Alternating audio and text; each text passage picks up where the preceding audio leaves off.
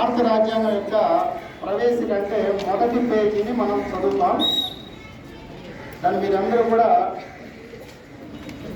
ప్రమాణం ప్రకారం ముందుకు సార్లు చెప్పాల్సి ఒకసారి అటెన్షన్ చెప్తాను. ఈరోజు మీరు ఏమైనా కదిలారంటే మాత్రం మంచిగా చెప్తున్నాను, మంచిగా బిహేవ్ చేయండి.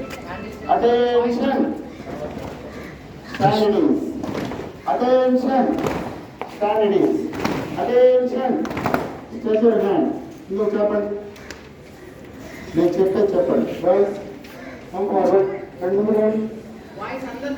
వాయిస్ వెయిట్ చేసి చెప్పాలి, చాలా బలంగా చెప్పాలి. రాజ్యాంగ పీఠిక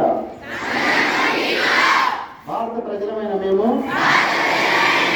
భారతదేశాన్ని సర్వసత్తాక సామ్యవాద లౌకిక ప్రజాస్వామ్య గణతంత్ర రాజ్యంగా నిర్మించుకోవడానికి పౌరులందరికీ సాంఘిక ఆర్థిక రాజకీయ న్యాయాన్ని ఆలోచన భావ ప్రకటన విశ్వాసం ధర్మం ఆరాధనల స్వాతంత్ర్యాన్ని అంతస్తులను అవకాశాలను సమానత్వాన్ని చేకూర్చడానికి వారందరిలో వ్యక్తిత్వ గౌరవాన్ని జాతీయ సమైక్యతను సంరక్షిస్తూ సౌభ్రాతృత్వాన్ని పెంపొందించడానికి